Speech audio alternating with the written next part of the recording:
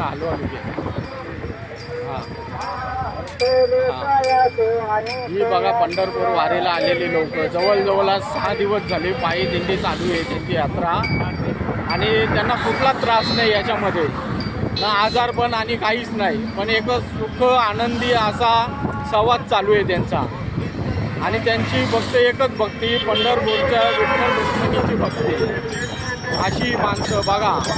असा प्रवास आपणही करावा यापुढे आणि आपण पण याचा आनंद घ्यावा बघा. आणि जसं घरी असल्यावर वाटतं थकलेली लोक पण आता कशी वाटतात काय एकदम नवतरुण लोक. हे बघा इथे जिथे तिथे बघाल तुम्ही वारकरी संप्रदायाचीच मंडळी बघा. हे बघा आणि यामध्ये तुम्हाला नवतरुण नाही दिसणार पण खरे तर हेच नवतरुण लोक आहेत बघा. त्यांच्यामध्ये किती आनंद किती उत्साह हा काही थकवा नाही काही नाही. आणि यापुढे आपणही असाच प्रवास करावा वारकरी संप्रदायाचा आपणास हीच एक विनंती बघा. हां बघा किती लोक याच्यामध्ये नवतरुण नाही दिसत आणि जवान असं बोलतो आपण ते पण नाही. हां बघा. हां आणि हे लोक किती किलोमीटर चालून आलेली आहेत. हां याच्यामध्ये काय आहे का थकवा फक्त एकच की पंढरपूरचा हा आनंद. हे बघा हे बघा हे बघा. हां बघा असा आनंद कुठेही भेटणार नाही कुठल्याच सोहळ्यात भेटणार नाही. असा हा आनंद आहे आणि हा असाच आनंद आपणही घ्यावा बघा. बघा आहेत का एक नंबर.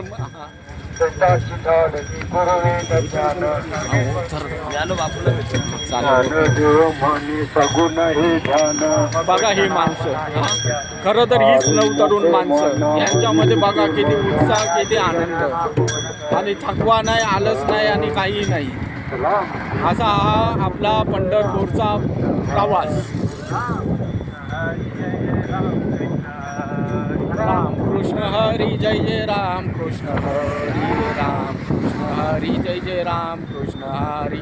का भाऊ किती दिवस झाले तुम्हाला आज इकडे येऊन? पण खरे तर आजचे नवतरुण तुम्हीच कारण असे नवतरुणांमध्ये असा आनंद नाही. आता तुमच्यामध्ये थकवा नाही काही नाही आणि खरं उत्सव देवाचा आणि प्रेमाचा उत्सव खरोखर का तुम्हाला मानलं पाहिजे. खरं तर आजच्या नवतरुण पिढी कुठे गेले दारूच्या आहारी व्यसनाच्या आहारी पण खरोखर तुमच्यासारख्या लोकांना मानलं पाहिजे आणि तुमच्यासारखी माणसं असतील तरच हे देश चालेल आणि आपलं सगळ्यांचं व्यवस्थित चालेल.